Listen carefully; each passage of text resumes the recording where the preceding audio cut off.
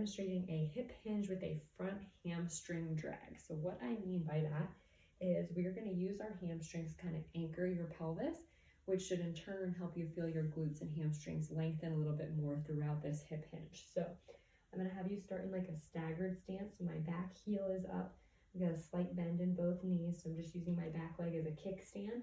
I'm going to drag, like almost think about like you're trying to drag your front foot back towards your other leg, but it's not going to move. So by doing that motion of trying to feel like you're dragging, that's going to engage the hamstrings. So you should feel your hamstrings turn on.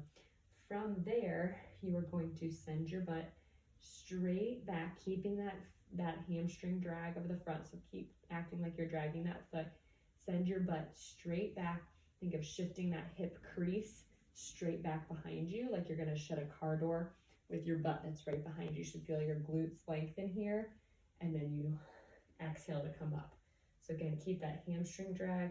Inhale down, feel the glutes, feel the hamstrings lengthen, exhale, come up.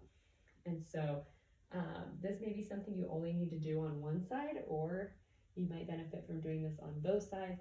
Again, we're keeping a neutral spine position here. We're not arched, we're not overly tucked. We're letting those glutes lengthen and those hamstrings lengthen as we come down. And then as we come up, they're just naturally going to work. We're not excessively squeezing or tightening anything when we come up. So give that a try.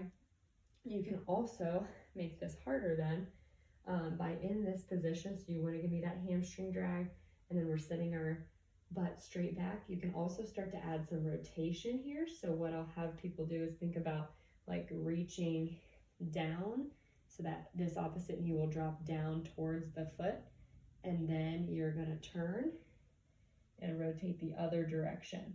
So you should feel some movement and work in this hip here, and you're going to shift. So we're basically getting a hip shift while in this hinge position and going, rotating down and then away.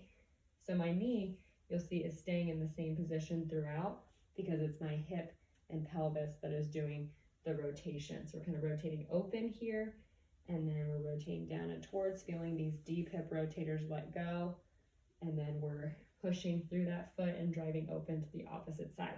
So again, adding that rotation is just going to give you a little bit more of a challenge in that exercise.